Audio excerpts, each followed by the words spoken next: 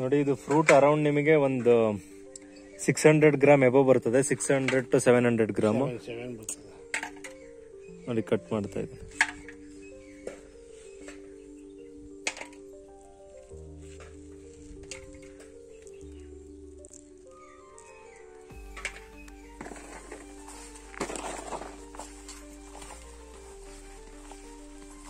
ಬೇರೆ ಬಂದಿರಂತ. ಇದು ಯಾವ ಗಿಡ ಇದೆ? ಸೈನಾನ? ಇದೊಂದು ವರ್ಷಕ್ಕೆ ಬರುತ್ತೆ ಸರ್ ಹಣ್ಣು. ಒಂದು ವರ್ಷಕ್ಕೆ ಹಣ್ಣು ಇವತ್ತು ಹಾಕ್ತಾರೆ ಒಂದು ವರ್ಷ. ಒಂದ್ ಟೈಮಲ್ಲಿ 70-80ಕ್ಕೂ ಬರುತ್ತೆ, ಕೆಲವು ಟೈಮಲ್ಲಿ 120. ಈಗೆಲ್ಲ ಬಂದು ಹೈಯೆಸ್ಟ್ ಅಂದ್ರೆ 200-220 ರೂಪಾಯಿವರೆಗೂ ಹೋಗಿದೆ ಹೈದರಾಬಾದ್. ಈಗೆಲ್ಲ ನೋಡ್ತಾ ಇದೀರಾ ಇದೆಲ್ಲ. ಸೊ ಈ ತರ ಸೈಡ್ ಅಲ್ಲಿ ಬರುವಂತದನ್ನೆಲ್ಲ ಕತ್ತರಿಸಬೇಕು ಫಸ್ಟ್ ಸ್ಟಾರ್ಟಿಂಗ್ ಅಲ್ಲಿ. ಸೊ ಇದು ಒಂದನೇ ಸಿಂಗಲ್ ಸ್ಟೆಮ್ ಮೇಲ್ಗಡೆ ಕರ್ಕೊಂಡು ಹೋಗ್ಬೇಕು.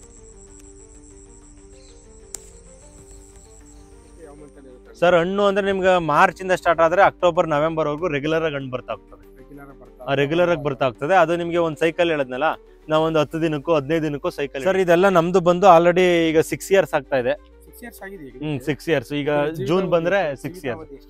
ಸರ್ ಜೀವಿತಾವಧಿ ಬಂದು ಅರೌಂಡ್ 30 ವರ್ಷ ಅಂತಾರೆ. 30 ವರ್ಷ ಅಲ್ಲ, ಒಂದು 18ರಿಂದ 20-25 ವರ್ಷ. ನಾವು ಏನು ಹೆಚ್ಚದಾಗಿ ಒಂದು 8ರಿಂದ 10 ಲಕ್ಷ 15 ಲಕ್ಷದವರೆಗೂ ಲಾಭ. ಮಿನಿಮಮ್ ಒಂದು ಅರ್ಧ ಎಕರೆ ಇದ್ದಾಗ ನಾವೇನಾಗುತ್ತೆ, ಮಾರ್ಕೆಟಿಂಗ್ ಸುಲಭ ಆಗುತ್ತೆ. ಬರೀ 1 ಕುಂಟೆ 2 ಕುಂಟೆಲ್ ಹಾಕೊಂಡಾಗ ಹಣ್ಣನ್ನೆಲ್ಲ ತಗೊಂಡೋಗಿ ಸಿಟಿಗೆ ಅಲ್ಲೆಲ್ಲ ಕೊಡಕ್ಕಾಗಲ್ಲ. ಸಿಪ್ಪೆ ಆಗಿರ್ಬೋದು, ಮತ್ತೆ ಫ್ರೂಟು, ಮತ್ತೆ ಇದು ಪಲ್ಪು, ಮತ್ತೆ ಸೀಡ್ ರೇಷಿಯೋ ಎಷ್ಟು ಪರ್ಫೆಕ್ಟ್ ಆಗಿ ಮತ್ತೆ ಬ್ರೈಟ್ ಕಲರ್ ಇರುತ್ತೆ, ಬ್ರೈಟ್ ಪಿಂಕ್ ಇರುತ್ತೆ. ಎಲ್ಲ ವೀಕ್ಷಕರಿಗೆ ನಮಸ್ಕಾರ. ನನ್ನ ಹೆಸರು ಕೀರ್ತಿಗೌಡ. ಇದು KR ಪೇಟೆ ತಾಲೂಕು, ಮಂಡ್ಯ ಜಿಲ್ಲೆ, ಬೂಕನಕೆರೆ ಗ್ರಾಮ. ನಾವಿಲ್ಲಿ ಡ್ರ್ಯಾಗನ್ ತೋಟದಲ್ಲಿ ಇದ್ದೀವಿ. ಸೊ ಡ್ರ್ಯಾಗನ್ ಫ್ರೂಟ್ ಅಂದ್ರೆ ನಿಮ್ಗೆಲ್ಲ ಗೊತ್ತಿರ್ಬೋದು, ಬಹಳ ಬೇಡಿಕೆಯಾದಂಥ ಹಣ್ಣು. ಈಗ ಅದನ್ನ ಯಾವ ತರ ಮಾಡುವಂಥದ್ದಾಗಿರ್ಬೋದು, ಗಿಡಗಳ ಸೆಲೆಕ್ಷನ್ನು, ಏನೇನು ಚಾಲೆಂಜಸ್ ಇದೆ, ಏನೇನು ಪ್ರಾಬ್ಲಮ್ ಫೇಸ್ ಮಾಡಬೇಕಾಗಿದೆ ರೈತರು, ಸೊ ಪ್ರತಿಯೊಂದನ್ನ ನಾನು ನಿಮಗೆ ಈ ವಿಡಿಯೋದಲ್ಲಿ ಎಕ್ಸ್ಪ್ಲೇನ್ ಮಾಡ್ತಾ ಹೋಗ್ತೀನಿ. ಡ್ರ್ಯಾಗನ್ ಫ್ರೂಟ್ ಅಂದ್ರೆ ಮೂಲತಃ ಬಂದಿದ್ದು ನಮ್ಮ ದೇಶದ ಬೆಳೆ ಅಲ್ಲ. ಇದು ಒಂದು ಸೆಂಟ್ರಲ್ ಅಮೆರಿಕಾ ಮತ್ತೆ ಮೆಕ್ಸಿಕೋ ಇಂದ ಬಂದಿರುವಂತ ಬೆಳೆ. ಸುಮಾರು ವರ್ಷಗಳಿಂದ ಅದನ್ನ ಬೇರೆ ಬೇರೆ ದೇಶದಲ್ಲಿ ಒಂದು ಟ್ರೆಡಿಷನಲ್ ಕ್ರಾಪ್ ಆಗಿ ಮಾಡ್ಕೊಂಡು ಬರ್ತಾ ಇದ್ದಾರೆ. ಮತ್ತೆ ಬೇರೆ ಬೇರೆ ಪ್ರದೇಶದಲ್ಲಿ ಬೇರೆ ಬೇರೆ ಹೆಸರಿದೆ ಇದಕ್ಕೆ. ಪಿಟಾಯ್ ಅಂತ ಕರೀತಾರೆ, ಡ್ರ್ಯಾಗನ್ ಫ್ರೂಟ್ ಅಂತ ಕರೀತಾರೆ, ಈಗ ನಮ್ಮಲ್ಲಿ ಕಮಲಂ ಫ್ರೂಟ್ ಅಂತ ಕರೀತಾರೆ. ಹೀಗೆ ಸುಮಾರು ಭಾಗದಲ್ಲಿ ಹಲವಾರು ಅದರದ್ದೇ ಅಂತ ಪ್ರಾಮುಖ್ಯತೆಯನ್ನ ಈ ಹಣ್ಣು ರೂಪಿಸ್ತಾ ಬಂದಿದೆ, ಈ ಬೆಳೆ ರೂಪಿಸ್ತಾ ಬಂದಿದೆ. ಈಗ ಚೀನಾದಲ್ಲಿ ಡ್ರ್ಯಾಗನ್ ಫ್ರೂಟ್ ಅಂತಾನೆ ಕರೀತಾರೆ, ಬಿಕಾಸ್ ಆಫ್ ಡ್ರ್ಯಾಗನ್ ಫ್ರೂಟ್ ಅಂದ್ರೆ, ಡ್ರ್ಯಾಗನ್ ಅಂದ್ರೆ ಅದೊಂದು ಮೂಲ ಪುರುಷನ ಹೆಸರು ಚೀನಾದಲ್ಲಿ. ಅದಕ್ಕೊಂದು ಗೌರವ ಸ್ಥಾನ ಇದೆ, ಅದೊಂಥರ ದೇವ್ರ ರೂಪದಲ್ಲಿ ನೋಡ್ತಾರೆ ಡ್ರ್ಯಾಗನ್ ಅನ್ನೋ ಹೆಸರನ್ನ. ಸೊ ಆ ಡ್ರ್ಯಾಗನ್ ಅನ್ನೋ ಹೆಸರನ್ನ ಈ ಹಣ್ಣು ಕೊಟ್ಟಿದ್ದಾರೆ ಅಂದ್ರೆ, ಸೊ ಅದೊಂದು ಬಹಳ ಮಹತ್ವಪೂರ್ಣವಾದಂತ ಹಣ್ಣು. ಸೊ ಆ ಕಾರಣದಿಂದ ನೋಡಕ್ಕೂ ಕೂಡ ಒಂಥರ ಡ್ರ್ಯಾಗನ್ ತರನೇ ಬರೋದ್ರಿಂದ ಆಕಾರ ಕೂಡ ಒಂದು ಒಳ್ಳೆ ರೀತಿಯಾಗಿ ಹಣ್ಣು ಕಾಣ್ತದೆ. ಆಮೇಲೆ ಎಲ್ಲದಕ್ಕಿಂತ ಮುಖ್ಯವಾಗಿ ಇದನ್ನ ನಮ್ಮ ಇಂಡಿಯಾದಲ್ಲಿ ಸುಮಾರು ಒಂದು 10ರಿಂದ 15 ವರ್ಷಗಳಿಂದ ಲಾರ್ಜ್ ಸ್ಕೇಲ್ ಅಲ್ಲಿ ಕಲ್ಟಿವೇಶನ್ ಮಾಡ್ಕೊಂಡು ಬರ್ತಾ ಇದ್ದಾರೆ. ಮೊದ್ಲೆಲ್ಲ ಇತ್ತು, ಬಟ್ ಅಂದ್ರೆ ಅಷ್ಟು ಏನು ಗಣನೀಯ ಏರಿಕೆ ಪ್ರಮಾಣದಲ್ಲಿ ಇರಲಿಲ್ಲ. ಇತ್ತೀಚೆಗೆ ನಮ್ಮ ನರೇಗಾ ಸ್ಕೀಮ್ ಇಂದ ಇರ್ಬೋದು, ಪ್ರಧಾನ ಮಂತ್ರಿ ಯೋಜನೆಗಳಿಂದ, ಸುಮಾರು ಕೇಂದ್ರ ಸರ್ಕಾರದಿಂದಾನೇ ಹಲವಾರು ಯೋಜನೆಗಳನ್ನ ರೈತರ ಅನುಕೂಲವಾಗ್ಲಿ ಅಂತ ಹೇಳಿ ಕೊಡ್ತಾ ಇದ್ದಾರೆ. ಆ ಕಾರಣದಿಂದ ಡ್ರ್ಯಾಗನ್ ಫ್ರೂಟ್ ಬೆಳೆ ಇತ್ತೀಚೆಗೆ ವಿಸ್ತೀರ್ಣ ಆಗ್ತಾ ಇದೆ. ನಮ್ಮ ಕರ್ನಾಟಕ ರಾಜ್ಯ ಆಗಿರ್ಬೋದು, ಮಹಾರಾಷ್ಟ್ರ, ಹೈದರಾಬಾದು, ತೆಲಂಗಾಣ, ಮತ್ತೆ ತಮಿಳುನಾಡು ಹಾಗೂ ಬೇರೆ ಬೇರೆ ಪ್ರದೇಶಗಳಲ್ಲಿ, ಬೇರೆ ಬೇರೆ ರಾಜ್ಯಗಳಲ್ಲಿ, ಗುಜರಾತ್ ಇಂದ ಹಿಡಿದು ಎಲ್ಲ ಕಡೆ ಯಥೇಚ್ಛವಾಗಿ ಬೆಳೀತಕ್ಕೆ ಸ್ಟಾರ್ಟ್ ಮಾಡಿದ್ದಾರೆ. ಇದೊಂದೇ ಬೆಳೆ ಅಂತಲ್ಲ, ಡ್ರ್ಯಾಗನ್ ಫ್ರೂಟ್ ಮಾಡಿ ಯಾವುದೇ ಬೆಳೆಗಳು, ಹಣ್ಣಿನ ಬೆಳೆಗಳನ್ನ ಪ್ರಮುಖವಾಗಿ ಮಾಡ್ತೀನಿ ಅಂದ್ರೆ ಸಾಧಕ ಬಾಧಕಗಳೇನಿದೆ, ಮಾರ್ಕೆಟಿಂಗು, ಮತ್ತೆ ಮಾರ್ಕೆಟ್ ಅಲ್ಲಿ ಕೇಳುವಂತ ಕ್ವಾಲಿಟೀಸ್ ಬಹಳ ಇಂಪಾರ್ಟೆಂಟ್. ಈಗ ಮಾರ್ಕೆಟ್ ಅಲ್ಲಿ ನಿಮಗೆ ಆಪಲ್ ಅಲ್ಲಿ ಯಾವ ತರ 10 ರೂಪಾಯಿ ಕೆಜಿಯಿಂದ 100, 200, 300, 500 ವರೆಗೂ ಇದೆ. ಡಿಪೆಂಡ್ ಅಪಾನ್ ಸ್ಮಾಲ್ ಆಗಿ ಬರ್ತದೆ, ದಪ್ಪಕ್ಕೆ ಬರುತ್ತೆ, ಮತ್ತೆ ಕಲರು, ಟೇಸ್ಟು, ಶೈನಿಂಗು, ಫ್ರೆಶ್ನೆಸ್ ಯಾವ ತರ ಇರುತ್ತೆ ಅನ್ನೋದ್ರ ಮೇಲೆ. ಸೊ ಆ ಕಾರಣ ಎಲ್ಲ ಆಪಲ್ ಅಂದ ತಕ್ಷಣ ಎಲ್ಲ ಆಪಲ್ಲು ಒಂದೇ ರೇಟ್ ಇಲ್ಲ. ಈಗ ನಮ್ಮ ಡ್ರ್ಯಾಗನ್ ಫ್ರೂಟ್ ಅಲ್ಲಿ ಬಂದ್ರೆ ನಿಮ್ಗೆ ವೈಟ್ ವೆರೈಟಿ ಎಲ್ಲ ಒಂದು 5 ಇಯರ್ಸ್ 6 ಇಯರ್ಸ್ 7 ಇಯರ್ಸ್ ಬ್ಯಾಕ್ ಒಂಥರ ಇಂಡಿಯನ್ ಮಾರ್ಕೆಟ್ಗೆ ಕಿಂಗ್ ರೀತಿ ಇತ್ತು. ಡ್ರ್ಯಾಗನ್ ಫ್ರೂಟ್ ಅಂದ್ರೆ ವೈಟ್, ಕೆಲವರು ಜನಕ್ಕೆ ಇನ್ನ ಡ್ರ್ಯಾಗನ್ ಫ್ರೂಟ್ ಅಂದ್ರೆ ವೈಟ್ ಕಲರ್ ಅಂತ ಅನ್ಕೊಂಡಿದ್ದಾರೆ. ಹಂಗಾಗಿ ಅದೇನಾಗ್ತಾ ಇದೆ, ಈಗ ಮಾರ್ಕೆಟಿಂಗ್ ಕ್ಯಾಪ್ ಕಡಿಮೆ ಆಗ್ತಾ ಇದೆ. ಅದನ್ನ ತಿನ್ನುವಂಥವ್ರು ಕಡಿಮೆ ಆಗ್ತಾರೆ, ಯಾಕೆಂದ್ರೆ ಸ್ವಲ್ಪ ಹುಳಿ ಇರುತ್ತದು ಕಂಪೇರ್ ಟು ಪಿಂಕ್ಗೆ ಕಂಪೇರ್ ಮಾಡಿದ್ರೆ. ಹಾಗಾಗಿ ಈಗ ಪಿಂಕ್ ವೆರೈಟಿ ಅನ್ನೋದು ಮುನ್ನೆಲೆಗೆ ಬರ್ತಾ ಇದೆ, ಮತ್ತೆ ಒಳ್ಳೆ ಬೇಡಿಕೆ ಕೂಡ ಇದೆ. ಈಗ ನನ್ನ ಹಣ್ಣು ಎಷ್ಟು ನನ್ನ ತೋಟದಲ್ಲಿ ಹಣ್ಣು ಬರುತ್ತೆ, ಸೊ ಯಾವ ತರ ನಾನು ಹಣ್ಣನ್ನ ಮ್ಯಾನೇಜ್ ಮಾಡಿ ಎಷ್ಟು ದಿನದಲ್ಲಿ ಮಾರ್ಕೆಟಿಂಗ್ ಮಾಡಬೇಕು ಅದೆಲ್ಲ ಪ್ರೀ ಪ್ಲಾನಿಂಗ್ ಆಗಿ ಮಾಡ್ಕೋತೀವಿ. ಯಾಕೆಂದ್ರೆ ಒಂದು ಇದು ಮೊಗ್ಗು ಆಗಕ್ಕೆ ಮಿನಿಮಮ್ 15 ಡೇಸ್ ಆಗುತ್ತೆ, ಅಂದ್ರೆ ಒಂದು ಮೊಗ್ಗಿಂದ ಹೂವಾಗಿ ಅರಳಕ್ಕೆ. ಸೊ ಆಮೇಲೆ ಹೂವಾಗಿ ಅರಳಿದ ಒಂದು 30 ಡೇಸ್, ಸೊ ಅದಾದ್ಮೇಲೆ ನಮ್ಗೆ ಹಣ್ಣು ಸಿಗುತ್ತೆ ಕೈಗೆ. ಸೊ ಟೋಟಲ್ ನಿಮಗೆ 45 ಡೇಸು ಒಂದು ಕಂಪ್ಲೀಟ್ ಫ್ರೂಟ್ ಸೈಕಲ್ ಕಂಪ್ಲೀಟ್ ಆಗಕ್ಕೆ ಟೈಮ್ ತಗೊಳುತ್ತೆ. ಈಗೆಲ್ಲ ನೋಡ್ತಾ ಇದ್ದೀರಾ ಇದೆಲ್ಲ. ಸೊ ಈ ತರ ಸೈಡ್ ಅಲ್ಲಿ ಬರುವಂತದನ್ನೆಲ್ಲ ಕತ್ತರಿಸ್ಬೇಕು ಫಸ್ಟ್ ಸ್ಟಾರ್ಟಿಂಗ್ ಅಲ್ಲಿ. ಸೊ ಇದು ಒಂದನೇ ಸಿಂಗಲ್ ಸ್ಟೆಮ್ ಮೇಲ್ಗಡೆ ಕರ್ಕೊಂಡು ಹೋಗ್ಬೇಕು. ಅದಾದ್ಮೇಲೆ ಅದನ್ನ ಡಿಸ್ಟ್ರಿಬ್ಯೂಷನ್ ಮಾಡ್ಕೋಬೇಕು. ಸೊ ಕೆಳಗಡೆ 3, 4, 5, 6 ಬಿಡಬಾರ್ದು, ಸಿಂಗಲ್ ಒಂದೇ ಹೋಗ್ಬೇಕು ಮೇಲ್ಗಡೆವರೆಗೂ. ನಮ್ದೆಲ್ಲ ನೋಡಿ ಜಸ್ಟ್ ಒಂದು 3 ಇಂಚು 4 ಇಂಚ್ ಅಷ್ಟೇ ಇದೆ ಗಿಡ ಮದರ್ ಪ್ಲಾಂಟ್. ಅಂದ್ರೆ ನಿಮಗೆ ಚಿಕ್ಕದಿದ್ರೆ ಸಾಕು, ಒಂದು ಅರ್ಧ ಅಡಿ 4 ಇಂಚು 5 ಇಂಚ್ ಇದ್ರು ಕೂಡ ಮದರ್ ಪ್ಲಾಂಟ್ ಚೆನ್ನಾಗಿ ನಿಮಗೆ ಗಿಡಗಳು ಬರ್ತವೆ. ಮತ್ತೆ ಇನ್ನೊಂದು ಮುಖ್ಯವಾಗಿ ನಿಮಗೆ ವಾಟರ್ ಮ್ಯಾನೇಜ್ಮೆಂಟ್ ಮತ್ತೆ ನ್ಯೂಟ್ರಿಷನ್ ಮ್ಯಾನೇಜ್ಮೆಂಟ್ ಮಾಡ್ಕೊಳ್ಳೋದ್ರಿಂದ ಇಳುವರಿ ಅನ್ನೋದು ಕಾನ್ಸ್ಟೆಂಟ್ ಆಗಿ ಹೋಗುತ್ತೆ. ಯಾವುದೇ ರೀತಿ ಹಣ್ಣಲ್ಲಿ ಬ್ರೇಕ್ ಆಗುವಂಥದ್ದು, ಫ್ಲವರ್ ಡ್ರಾಪ್ ಔಟ್ ಆಗುವಂಥದ್ದು, ಎಕ್ಸೆಸ್ ಆಫ್ ಹೀಟ್ ಅಂತ ಬಂದಾಗ ಕೆಲವು ವೆರೈಟಿಲಿ ಏನಾಗುತ್ತೆ ಫ್ಲವರ್ ಡ್ರಾಪ್ ಔಟ್ ಆಗುತ್ತೆ. ಅಂದ್ರೆ ಹೂ ಕಚ್ಚೋದು ನಿಂತೋಗುತ್ತೆ, ಅರಳ್ತಾ ಇರೋ ಹೂವೆಲ್ಲ ಉದುರೋಗುತ್ತೆ. ಮತ್ತೆ ಗಿಡ ಇದು ಎಕ್ಸ್ಟ್ರೀಮ್ ಹೀಟ್ಗೆ ಒಳಗಾದಾಗ ಇಳುವರಿಲಿ ವೇರಿಯೇಷನ್ ಆಗ್ತದೆ. ಒಂದು ಬ್ಯಾಚ್ ಹೂ ಉದುರೋದ್ರೆ ಇಳುವರಿ ಬರಲ್ಲ. ಆಗ ನಮಗೆ 1 ಟನ್ ಲಾಸ್ ಆಯ್ತು ಅಂದ್ರೆ ಲಕ್ಷಾಂತರ ರೂಪಾಯಿ ಲಾಸ್ ಆಗುತ್ತೆ. ಈ ಕಾರಣದಿಂದ ಬಹಳ ಪ್ರಮುಖವಾಗಿ ಗಮನ ಹರಿಸಿ ನಮ್ಮ ಸಾಯಿಲ್ ಟೆಸ್ಟ್ ಮಾಡಿಸಿ, ನಮ್ಮ ಮಣ್ಣದು ನೀರಿದೆಲ್ಲ ಮಾಡಿಸಿ, ಈಗ ಮತ್ತೆ ಇದು ಫಾಸ್ಫೇಟ್ ಇರುತ್ತೆ, ಅದು ಡಿಸಾಲ್ವಿಂಗ್ ಕೆಪಾಸಿಟಿ ಎಷ್ಟಿದೆ ಸಾಯಿಲಲ್ಲಿ, ಪ್ರತಿಯೊಂದನ್ನು ಒಂದು ವೈಜ್ಞಾನಿಕತೆಯಿಂದ ಮಾಡಿದಾಗ ನಮ್ಗೆ ಏನಾಗುತ್ತೆ ಅನ್ಕೊಂಡಂಗೆ. ಈಗ ದಾಳಿಂಬೆ ಬೆಳಿತಾರೆ, ಅವರೆಲ್ಲ ಏನ್ ಮಾಡ್ತಾರೆ ಅಂದ್ರೆ ಕಂಪ್ಲೀಟ್ ಒಂಥರ ಅದು ಶೆಡ್ಯೂಲ್ ಹಾಕೊಂಡು ಏನೇನು ಮಾಡಬೇಕು ಯಾವ ಹಂತದಲ್ಲಿ ಈ ತರ ಮಾಡ್ತಾರೆ. ಸೇಮ್ ನಾವು ಡ್ರ್ಯಾಗನ್ ಫ್ರೂಟ್ಗೂ ಅದೇ ತರ ಮಾಡಿದಾಗ ಕಮರ್ಷಿಯಲಿ ನಾವೇನ್ ಮಾಡ್ಬೋದು, ಇದರಿಂದ ಸಕ್ಸಸ್ ಆಗ್ಬೋದು. ಸರ್ ಈಗ ನಾವು ಆಲ್ರೆಡಿ ಡಿಸ್ಕಷನ್ ಮಾಡ್ದಂಗೆ ಸುಮಾರು ವೆರೈಟಿಗಳಿದೆ. ಸನ್ಸೆಟ್ ಅಂತ ಬರುತ್ತೆ, ಜಂಬೋ ರೆಡ್ ಅಂತ ಬರುತ್ತೆ, ಸಿ ವೆರೈಟಿ ಅಂತ ಬರುತ್ತೆ, ಲೀಸಾ ಅಂತ ಬರುತ್ತೆ, ಡಾರ್ಕ್ ಸ್ಟಾರ್ ಅಂತ ಬರುತ್ತೆ, ಥಾಮ್ಸನ್, ಸುಮಾರು ವೆರೈಟಿಗಳನ್ನ ನಮ್ಮ ಇಂಡಿಯಾದಲ್ಲಿ ಬೆಳೀತಾ ಇದ್ದಾರೆ. ಸೊ ಹಂಗಾಗಿ ಈಗ ನಾವು ಹಾಕಿರುವಂಥದ್ದು ಸೈನಾ ಅಂತ ವೆರೈಟಿ, ಸೈನಾ ಸೂಪರ್ ಹೈಬ್ರಿಡ್ ಅಂತ. ಇದು ಬಂದು ಈಗ ಬೇರೆ ವೆರೈಟಿಗಳಲ್ಲೆಲ್ಲ ಸ್ಪೆಷಲ್ ಅಂದ್ರೆ ಬೆಸ್ಟ್ ವೆರೈಟಿಗಳಂದ್ರೆ ನಮ್ಮ ಜಾಗಕ್ಕೆ ಸೂಟ್ ಆಗಿರುವಂಥದ್ದು. ಈಗ ನಾನು ಸುಮಾರು ಒಂದು 5 ವೆರೈಟಿನ ಹಾಕಿದ್ದೀನಿ. ಜಂಬೋ ರೆಡ್ ಇದೆ, ಸಿ ವೆರೈಟಿನೂ ಇದೆ, ಮತ್ತೆ ಲೀಸಾ ಇದೆ, ಮತ್ತೆ ಇದು ಬಂದು ತೈವಾನ್ ಪಿಂಕ್ ಇದೆ, ಮತ್ತೆ ಸೈನಾ ಸೂಪರ್ ಹೈಬ್ರಿಡ್ ಇದೆ. ಸರ್ ಇದೆಲ್ಲ ನಮ್ಮೊಂದು 300 ಗಿಡ ಈ ತರ ಹಾಕಿದ್ವಿ. ಮೇಜರ್ ಆಗಿ ಹಾಕಿರುವಂತದ್ದೆಲ್ಲ ಬಂದು ಸೈನಾ ಸೂಪರ್ ಹೈಬ್ರಿಡ್ ಇದೆ. ಸೊ ಏನು ಕ್ವಾಲಿಟಿ ಯಾವ ತರ ಬರುತ್ತೆ ಅಂದ್ರೆ, ಈಗ ಒಂದು ಹಣ್ಣಿಗೆ ಡಿಫ್ರೆನ್ಸಸ್ ಏನೇನ್ ಬರುತ್ತೆ ಅಂದ್ರೆ, ನಿಮಗೆ ಈಗ ನೋಡಿ ಒಂದು ಹಣ್ಣು ಅಂತ ಅಂದಾಗ ನ್ಯಾಚುರಲ್ ಆಗಿ ಯಾವ ತರ ಸೆಲೆಕ್ಷನ್ ಮಾಡ್ತಾರೆ ಅಥವಾ ಯಾವ ತರ ನಾವು ರೈತರು ಗ್ರೇಡಿಂಗ್ ಮಾಡ್ಕೋಬೇಕಂದ್ರೆ, ಹಣ್ಣು ಶೇಪ್ ಫಸ್ಟ್ ಇಂಪಾರ್ಟೆಂಟ್. ಯಾವ ತರ ಶೇಪ್ ಇದೆ, ಮತ್ತೆ ಸೈಜ್ ಯಾವ ಆಕಾರ ಹೆಂಗಿದೆ, ಮತ್ತೆ ಸೈಜ್ ಯಾವ ತರ ಇದೆ. ಆಮೇಲೆ ಇನ್ನೊಂದು ಅಂದ್ರೆ ಕಸ್ಟಮರ್ ತಗೊಳ್ಳೋರು ಯಾವ ರೀತಿ ಯೋಚನೆ ಹೌದೌದು, ಯಾಕೆಂದ್ರೆ ಈಗ ನೋಡಿ ಮ್ಯಾಂಗೋ ನೋಡಿರ್ಬೋದು ನೀವು, ಉದ್ದ ಬರುತ್ತೆ, ರೌಂಡ್ ಬರುತ್ತೆ. ಸೊ ಹಂಗಾಗಿ ಕೆಲವು ಅಟ್ರಾಕ್ಟಿವ್ ಆಗಿರುತ್ತೆ. ಆ ವೆರೈಟೀಸ್ ಮೇಲೆ ಅದು ಬರ್ತಾ ಹೋಗ್ತದೆ. ಈಗ ಆಲ್ ಸೀಸನ್ ಮ್ಯಾಂಗೋ ಅಂತಿದೆ, ಎಲ್ಲ ಟೈಮಲ್ಲೂ ಬರುತ್ತೆ, ಕೆಲವುದು ಲಿಮಿಟೆಡ್ ಟೈಮಲ್ಲಿ ಬರುತ್ತೆ. ಸೊ ಈ ತರ ಹಾಗಾಗಿ ನಿಮಗೆ ಸೈನಾ ಸೂಪರ್ ಹೈಬ್ರಿಡ್ ಅಂದ್ರೆ ಅದು ಕ್ವಾಲಿಟಿ ಚೆನ್ನಾಗಿದೆ ನಾವು ಬೆಳೆದಿರುವಂಥದ್ದು. ಮತ್ತೆ ತೈವಾನ್ ಪಿಂಕ್ ಇದೆ, ಸುಮಾರು ವೆರೈಟಿಗಳಿದೆ.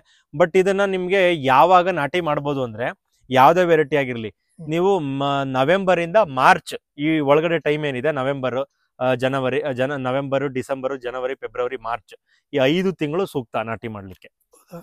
ಸೊ ಹಂಗಾಗಿ ನೀವು ಇನ್ ಬೇರೆ ಮಂತಲ್ಲಿ ನಾಟಿ ಮಾಡ್ತೀನಿ ಅಂದ್ರೆ ಗಿಡಗಳನ್ನ ನಾಟಿ ಮಾಡ್ಬೇಕು. ಕಟಿಂಗ್ಸ್ ಆ ಟೈಮಲ್ಲಿ ಡೆವಲಪ್ಮೆಂಟ್ ಆಗಲ್ಲ.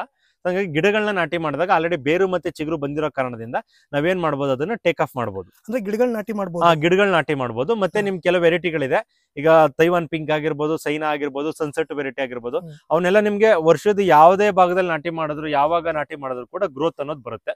ಬಟ್ ನಾವ್ ಹೇಳೋದು ಕಟಿಂಗ್ಸ್ ಗಿಂತ ಪ್ಲಾಂಟ್ ಗಳನ್ನ ನಾಟಿ ಮಾಡಿದಾಗ ಅತ್ಯುತ್ತಮವಾಗಿ ಬೆಳವಣಿಗೆ ಅನ್ನೋದು ಗಿಡದಲ್ಲಿ ಕಾಣ್ತಾ ಹೋಗ್ಬೋದು. ಸರ್ ಇದೆಲ್ಲ ನಮ್ದು ಬಂದು ಆಲ್ರೆಡಿ ಈಗ 6 ಇಯರ್ಸ್ ಆಗ್ತಾ ಇದೆ. 6 ಇಯರ್ಸ್ ಈಗ ಜೂನ್ ಬಂದ್ರೆ 6 ಇಯರ್ಸ್. ಸರ್ ಜೀವಿತಾವಧಿ ಬಂದು ಅರೌಂಡ್ 30 ವರ್ಷ ಅಂತಾರೆ. 30 ವರ್ಷ ಅಲ್ಲ, ಒಂದು 18ರಿಂದ 20-25 ವರ್ಷ ಬದುಕುತ್ತೆ. 20-25 ವರ್ಷ. ಅದು ನೀವ್ ಯಾವ ತರ ನೋಡ್ಕೋತೀರ ಅನ್ನೋದ್ರ ಮೇಲೆ.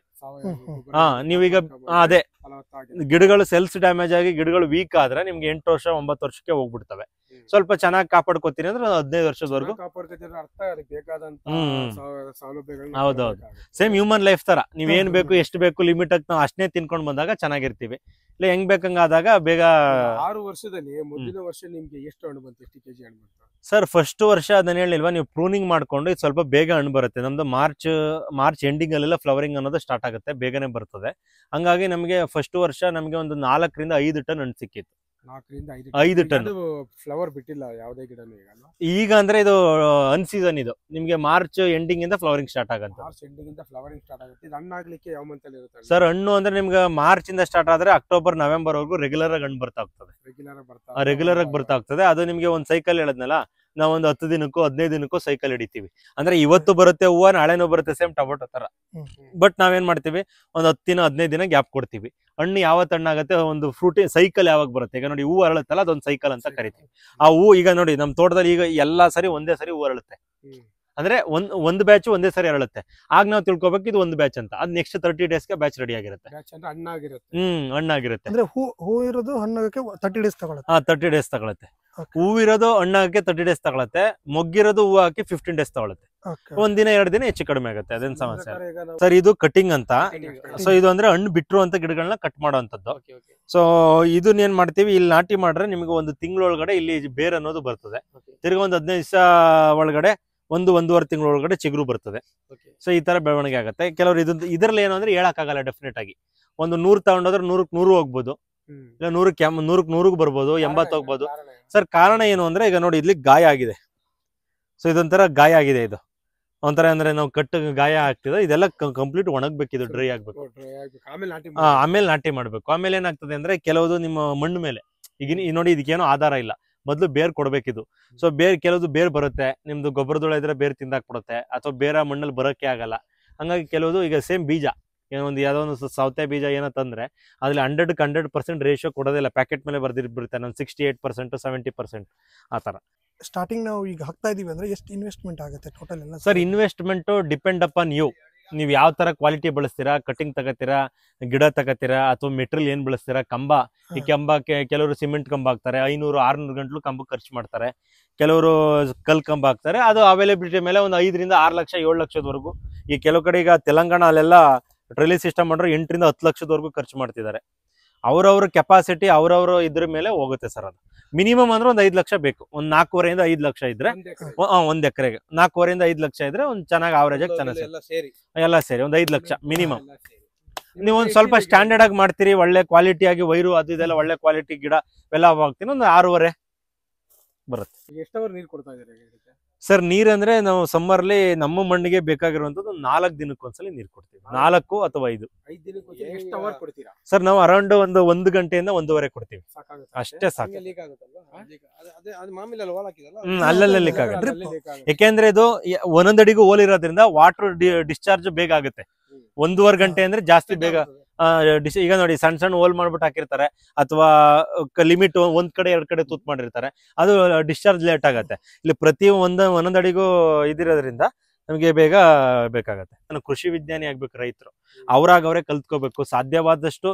ಈಗ ಒಬ್ಬರ ಹತ್ರ ಗೈಡೆನ್ಸ್ ತಗೊಂಡು ನಾವು ಅದರಿಂದ ಪಕ್ವ ಆಗ್ಬೇಕು. ಈಗ ಎಲ್ಲಾ ತಿಳ್ಕೊಂಡ್ರೆ ಭೂಮಿ ಮೇಲೆ ಯಾರು ಇಲ್ಲ, ಯಾರು ಪರ್ಫೆಕ್ಟ್ ಅಂತ ಇಲ್ಲ. ಎಲ್ಲ ತೆಗಿತಾ ಇರ್ಬೇಕು.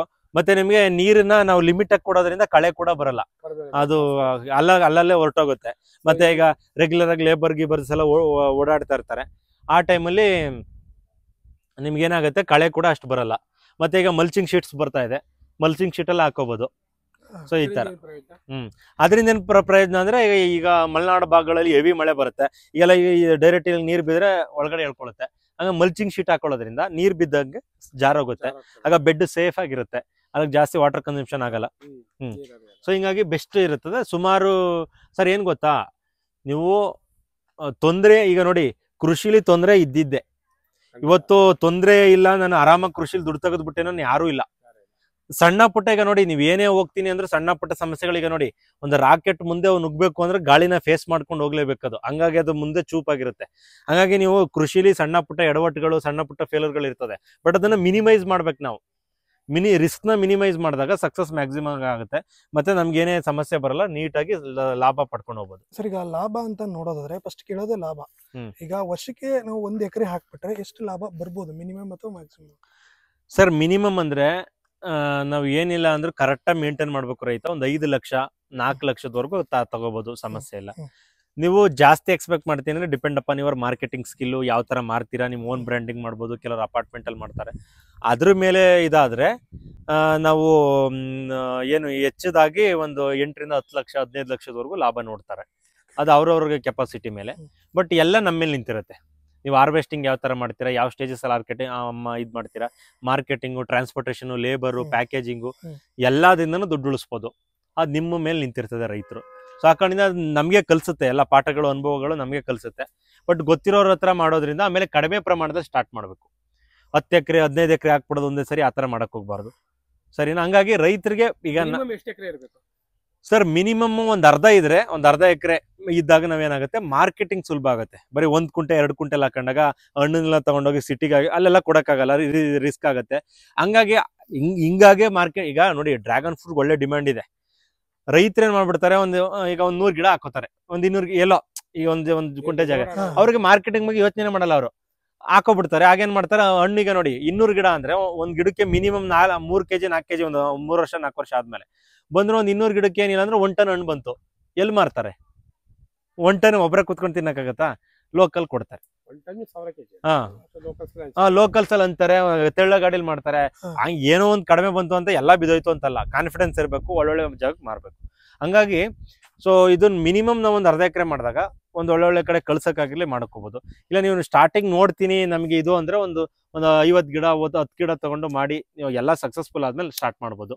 ಟಾಪ್ 2 ವೆರೈಟೀಸ್ ಹೇಳಿ ಸರ್. ಟಾಪ್ ವೆರೈಟೀಸ್ ಅಂದ್ರೆ ನಮ್ಮ ಕರ್ನಾಟಕದ ಮಣ್ಣಿನಲ್ಲಿ ಅಂದ್ರೆ ನಮಗೆ ಈಗ ನಮ್ಮ ಅನುಭವದ ಮೇಲೆ, ಯಾಕೆಂದ್ರೆ ಈಗ ನಾನು ಬೇರೆಯವ್ರದ್ದು ತಪ್ಪು ಸರಿ ಅದಲ್ಲ, ನಾನು ಬೆಳೆದಿರೋ ಪ್ರಕಾರ ಸರ್ ನಂಬರ್ 1 ಸೈನಾ ಬರ್ತದೆ.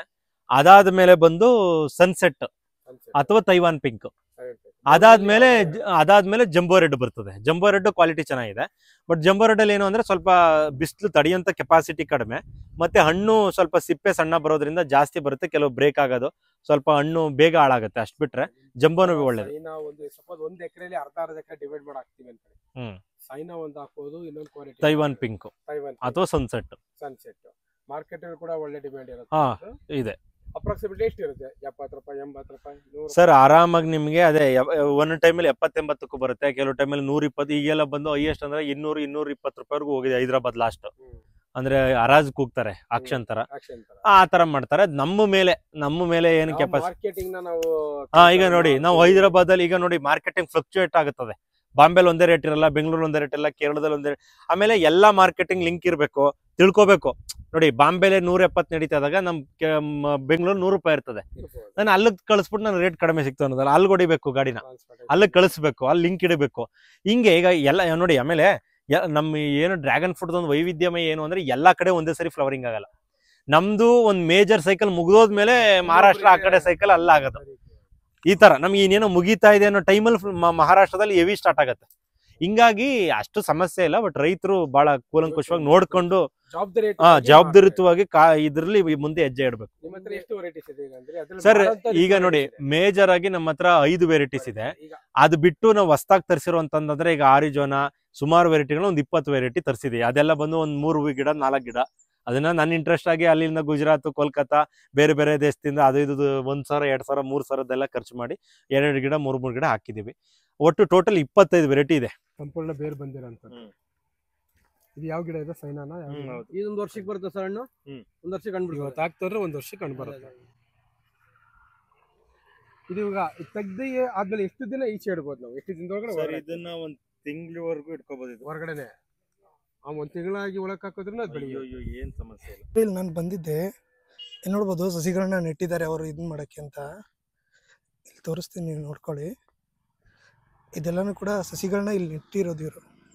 ಇಲ್ಲಿ ನೋಡ್ತಾ ಇದ್ರಲ್ಲ, ಬೇರೆ ಬೇರೆ ಡಿಫ್ರೆಂಟ್ ಆಗಿರುವಂಥ ಬೇರೆ ಬೇರೆ ಥರ ಹಣ್ಣು ಬಿಡುವಂಥದ್ದು. ಇಲ್ಲಿ ನೀವೇನು ನೋಡ್ತಾ ಇದ್ದೀರಾ, ಇದು ಸಸಿಗಳು. ನಿಮಗೆ ಬೇಕಾದರೆ ಇವ್ರು ಕೊಡ್ತಾರೆ, ನೀವೇನಾದರೂ ಕೇಳಿದ್ರೆ ಮಾಡ್ಕೋಬೋದು. ಇಲ್ಲ ನಮ್ಮ ಸಸಿಗಳು ಬೇಕು ಅಂದರೆ ಈ ರೀತಿ ಸಸಿಗಳನ್ನ ಕೊಡ್ತಾರೆ. ನೀವು ಅವ್ರ ನಂಬರ್ಗಳನ್ನ ಹಾಕಿರ್ತೀನಿ, ಬೇಕಾದ್ರೆ ಕಾಂಟ್ಯಾಕ್ಟ್ ಮಾಡ್ಕೊಳ್ಳಿ. ಇಲ್ಲಿ ಎಲ್ಲ ಇನ್ಫಾರ್ಮೇಷನ್ನ ನೀವು ತಿಳ್ಕೊಂಡ್ರೆ ಅನ್ಕೊತೀನಿ.